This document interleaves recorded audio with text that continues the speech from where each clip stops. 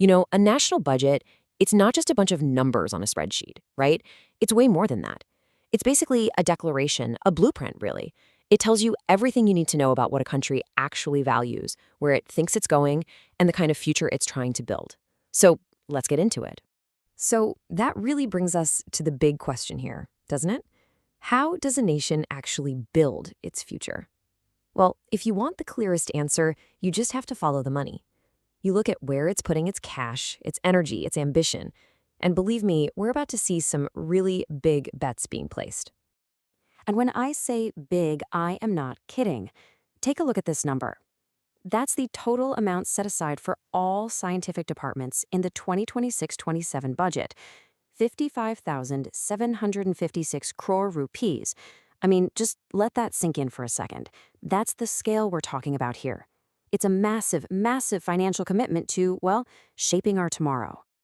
All right, so here's how we're going to break this down. First, we'll look at the investments in tomorrow's science. Then, we'll dive into what it takes to power a digital nation.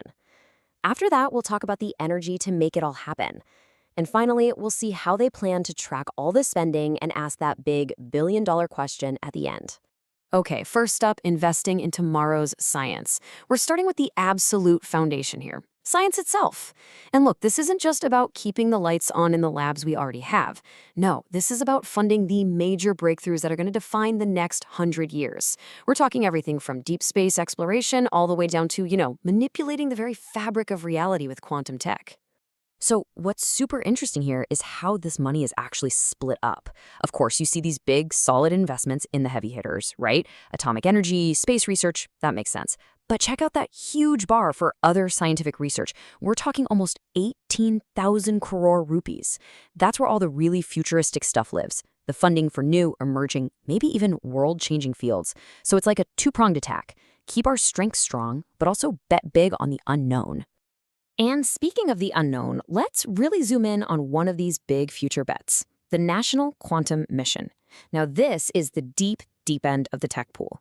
We're talking about harnessing these seriously weird rules of quantum mechanics to build things like unimaginably powerful computers and unhackable communication systems. Putting this kind of money here, well, it's a huge signal that the goal is to lead in this next-gen tech race, not just play catch-up. And this slide? It perfectly shows you a key theme we're going to see again and again. That 900 crore investment, it's not just a blank check. It is tied directly to a super specific goal: develop 87 different quantum technologies. This is a big shift in thinking. It's all about turning the money you spend, the outlay, into something real and measurable, the output.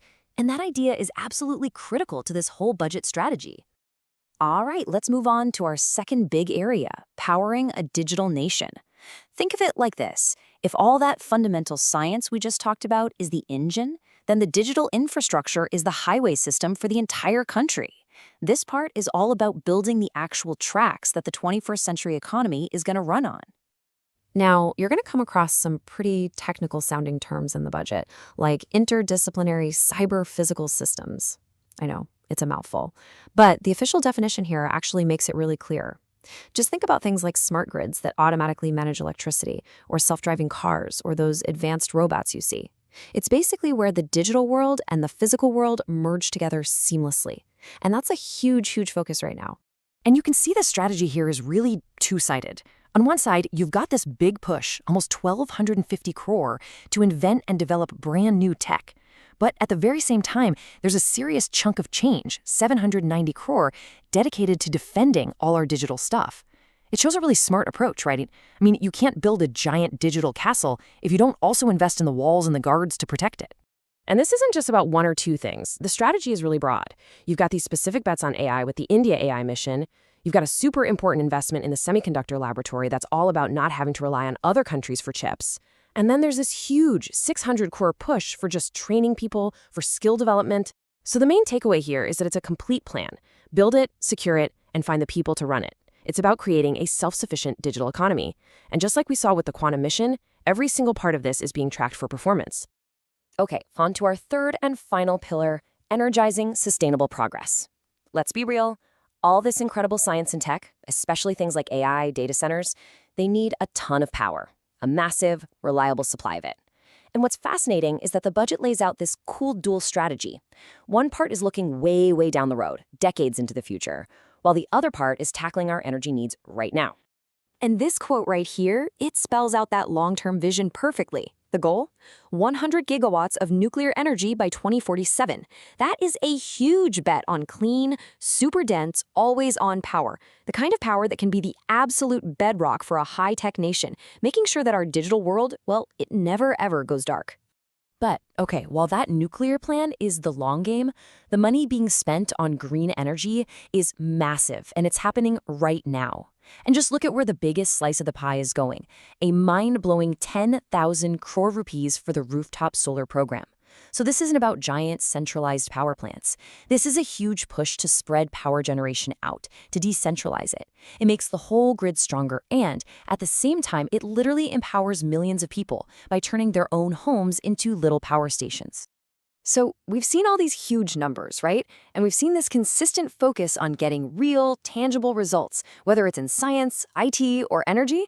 That brings us to the really crucial idea that holds all of this together. This official shift away from just spending money to actually demanding measurable results for that money. And it's all managed with something called the Output Outcome Monitoring Framework. It sounds complicated, but it's actually a really simple and powerful idea. Step 1 is the outlay. That's the cash. Step 2 is the output. That's the direct, measurable thing you get for that cash, like those 87 quantum technologies we talked about. And finally, step 3 is the outcome. That's the big picture improvement, the collective result of it all. So why should you care about this framework? Well, it's pretty simple. It's designed to make sure our tax money doesn't just get spent and disappear. It has to deliver real, provable results. It basically builds accountability right into the DNA of the budget. It makes it way, way easier for all of us to see if these huge, ambitious plans are actually working or not. All right, we have covered a ton of ground, haven't we? From quantum computing all the way to solar panels on your roof. So let's pull it all together now. What's the billion-dollar question? What's the big story that this budget is really telling us? When you boil it all down, the budget is making 3 huge strategic bets on the future, and they're all connected. Bet number 1. Invest in foundational science, like quantum, to come up with the big ideas of tomorrow. Bet number 2, build a self-reliant digital economy, from semiconductors to AI, to actually use those ideas. And bet number 3, pursue that dual-track energy strategy, nuclear for the long haul, renewables for right now, to power the whole thing. See how they all fit together? Each piece supports the others. And so that leaves us with one last massive question. The ambition here is off the charts. You can't deny it. And the money is definitely there. The plans we've looked at, they're a roadmap for a total transformation. But, a map is one thing. The actual journey is another. So the real billion-dollar question is this. Can the execution on the ground actually match the incredible ambition that's written on the page?